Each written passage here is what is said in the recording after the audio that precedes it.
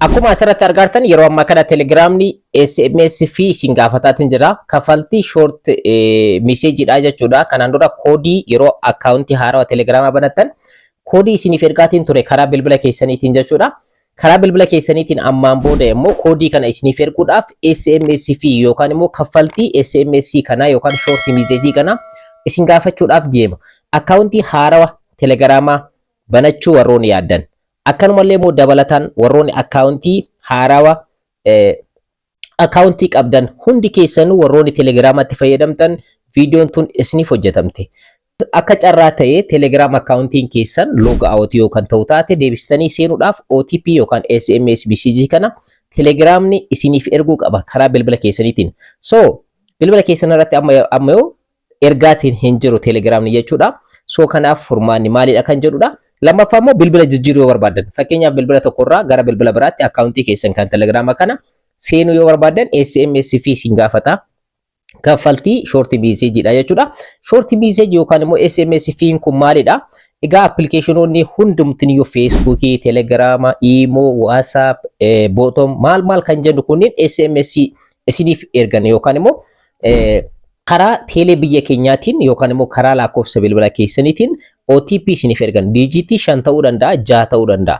So OTP'n kun immoo kan ergamu isaan maal godhanii kaffaltii teelee biyya keenyaatiif fakkeenyaaf telegiraamni SMS kana service provideraaf yookaan immoo kan Itiyoo Telekoomiif yookaan immoo kan Safarikoomiitiif kaffaltii kafaleetiin SMS sun gara keenyaatti dhaqqaba.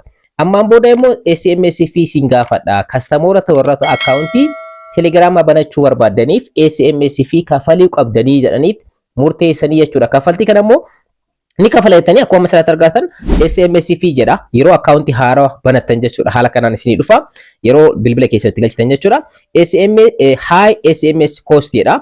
Telecom provider is your country. Fakkeenyaaf Kanaadaa ta'uu danda'a, Itoophiyaa ta'uu danda'a, lookeshinii isinitti argamtan jechuudha. Ergasii immoo charge telegram verify high prices for SMS isin jedha. SMSin akka isiniif ergamuuf kaffaltii kana kafaluu qabdanii isin jedha. So haala kanaanii jechuudha kaffaltii kana kafaluu qabdan. So viidiyoo kana keessatti kaffaltii kana osoo hin kafalin furmaata isiniif kenna. Kaffaltii kana kafaluun isin barbaachisu steepii anamba isinitti himu kana yoo hordoftan kaffaltii telegiraam akkaawuntiin isin gaafatu kana yookaan immoo kaffaltii telegiraamni isin gaafatu kana kafaluu dhiisuu dandeessan.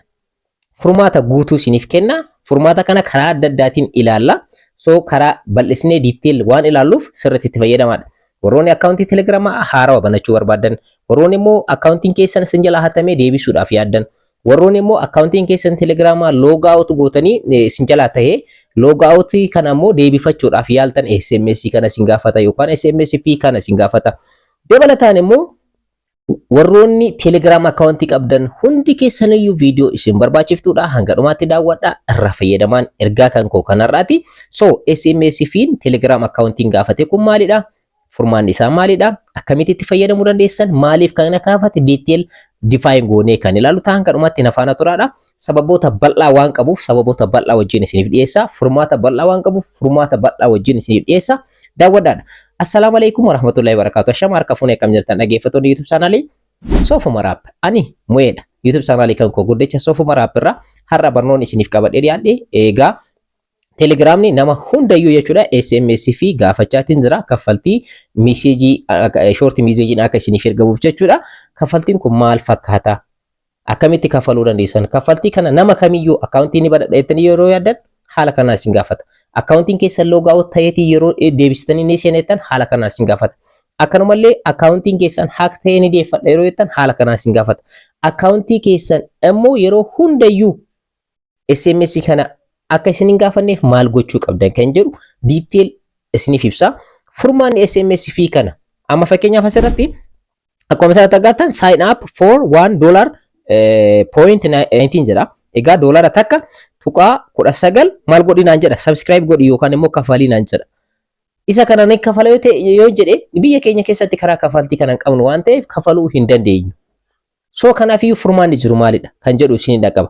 Amma akkaawuntii keessan kan telegiraamaa bahuu dhabuu danda'a yookaan immoo qabaachuu dandeessan. Yeroodhaan booda akka tasaa log out yoo ta'e, yeroodhaan booda akka tasaa namni haaka yoo isin godhe, yeroodhaan booda bilbilli keessan badee bilbila keessan san irraa immoo bilbila haarawatti akkaawuntii keessan kan telegiraamaa kana ni galfadha yeroo jettan haala kanaan SMS fee isin gaafata.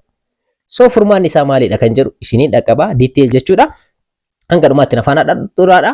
Warroonni mana kanaaf haaraa taatan subscribe, like, share gochuu hin irraanfatinaa. Support nu godhaan ergaa kan koo kanarraati. So duraan dursine SMS fee kana telegiraamni maaliidhaaf gaafachuudhaaf ka'e kan jedhu isiniin dhaqqabu. Tokkoffaa telegiraamni kanaan dura maal godha jechuudha.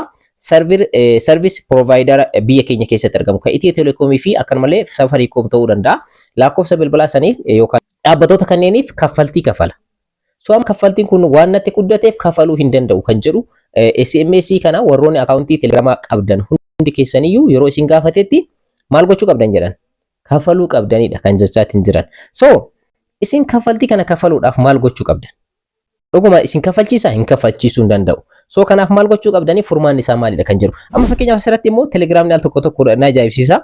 Asirratti ilaaladha. Support via Telegram Premium. Sign up for 1 week Telegram Premium subscription to help cover the SMS costs. Telegram Premium bitachuu yoo barbaadan kan torbaan tokko wanta jedhamu sarvisii isaanii irratti hin agarran jiru. Kan ji'a 6, kan ji'a 3 akkanumallee kan waggaa tokkooti kan qaban.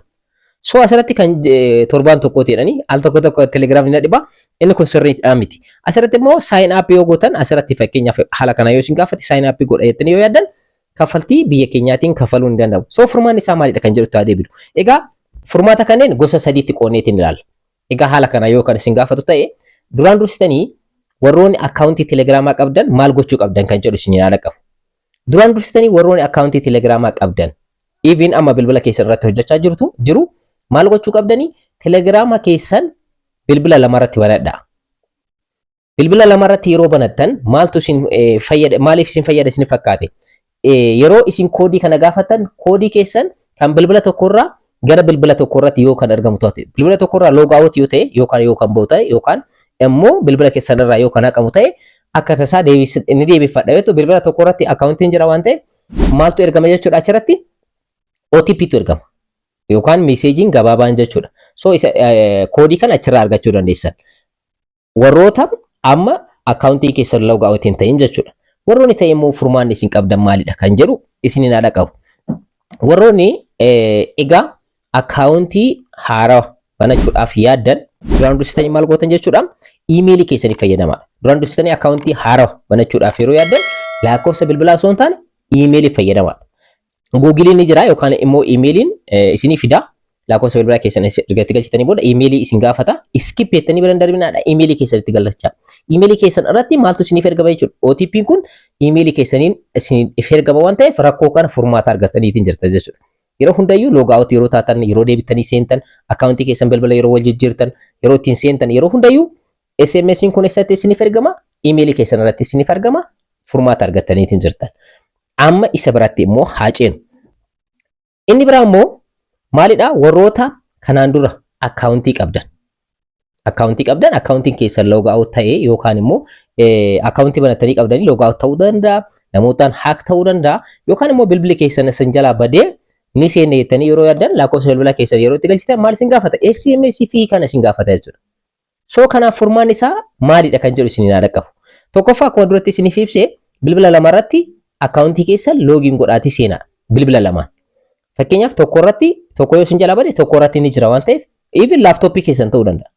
So tokko irratti ni argattan waan ta'eef salphamatti OTP achirraa argattanii koodiin sun achirratti isiniif ergama akkaawuntii isa lammaffaa irratti jechuudha. So ammaan booda telegiraama bilbila lama yoo qabattan bilbila lamaan irratti iyyuu telegiraama san loogiin godhaatii seenaadha. Tokko yoo bade tokko irratti koodiin isiniif ergamaa jechuudha. Inni biraa immoo iimeeliidhaan banadhaa warroonni haaraa banattan iimeelii keessan irratti SMS'n isiniif ergama waan ta'eef. Inni biraa immoo asirratti kan isiniif ibsu gosa sadaffaadhaan kan isiniif ibsu maalidha? Telegram Premiumidha. Egaa Telegram Premium bitachuu yeroo warroonni barbaadan kan ji'a 3 jira, kan ji'a 6 jira, kan waggaa 1 jira. Egaa Telegram Premium kana bitachuu kan danda'amu qarshii biyya keenyaatiin hin danda'amu. Mee fakkeenyaaf gara Telegramaatti seennee al tokko Telegram ni ajaa'ibsiisa. Even isinis yaaluu dandeessanii mee waan tokko cheekaa goonu. Telegram Premium bitachuudhaaf immoo dirqama username keessan kan jalqaba Telegram yeroo battan username isin gaafatan username isin qabaachuu qabdan. Telegram Premium ta'e jechuudha bitachuudhaaf. So fakkeenyaaf username maalidha jechuu dandeessanii baay'een keessan ni beektan jedheetii yaada. Username jechuun maqaa isin ittiin beekamtan jechuudha. Fakkeenyaaf profaayilii kan koo irratti kilik yeroo godhu asirratti ilaalaa username naan jedha asirratti username kan kooti jechuudha. Username kana yoo qabaattan username kanaan Telegram irraa Telegram Premium bitachuu dandeessan. Dhaabbata maal jedhamurraa websaayitii fragment.com jedhamurraa bitachuu dandeessanii warroonni akkaawuntii Premium ta'e kan Telegram bitachuu barbaadan karaa lakkoofsa bilbilaa kana yookaan immoo karaa username kanaatiin naaf bilbiladha. Qarshii madaalawaa ta'een isiniif Premium isiniif taasisa isiniif bita jechuudha. So asirratti mee waan tokko tokko isinitti agarsiisu. Asirratti gara settingiitti deemnee waan tokko tokko isinitti agarsiisu.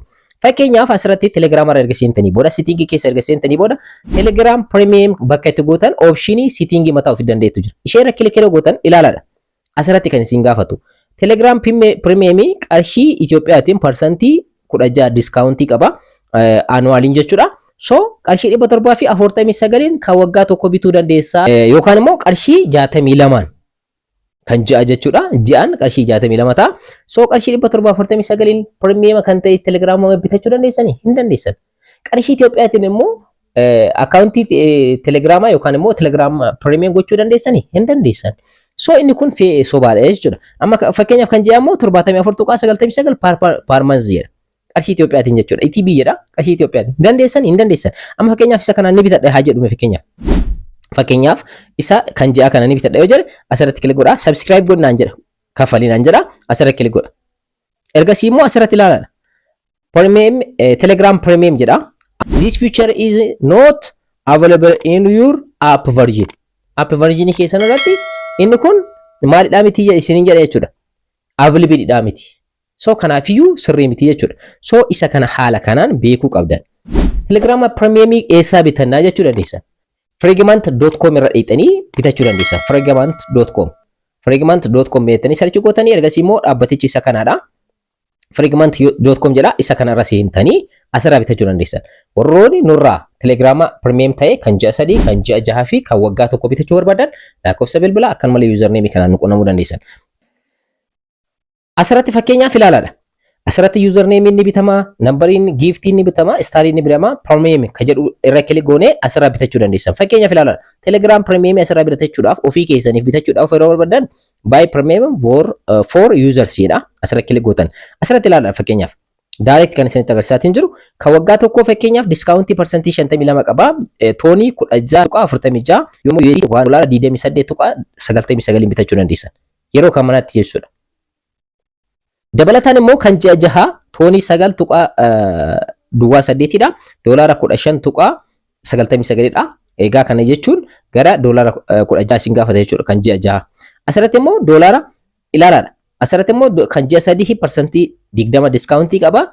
Toonii 6.82 yookaan immoo $11.99 almost $12 naannoo san kan ta'u isin gaafata jechuudha. So bitachuu kan dandeessan wantoota sadiin. Tokkoffaa tooniidhaan, lammaffaa USDT dhaan, sadaffaan immoo USDC dhaan. Kanaan dura toonii fi USDC ture amma immoo USDC illee dabalameetiin jira jechuudha. So haala kanaaf bitachuu dandeessan ofii keessaniif.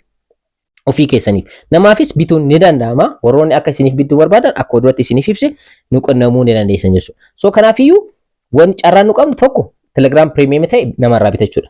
Yoo Telegram keessan banee jechuudha. Kana gochuudhaaf immoo dirqama username duratti isinii qabe Telegram username keessan namni kamiyyuu akkaawuntii Telegram yeroo baratu username kennaaf Telegram. So isa qabaachuu qabdanii jechuudha. So haala kanaan furmaata kana kennuu ni dandeessan. Inni tokko isa kanaadha. Inni biraa immoo yeroo hundayyuu Play Store irraa Telegram hin buufatinaadha. Telegram sirriidhaa buufachuu kan qabdan eessarraa jechuudha. Telegram website irraa buufachuu qabdan. Website isaaniitu jira. Fakkeenyaaf gara ammas asirra deemnee Telegram app jedhaati search godha.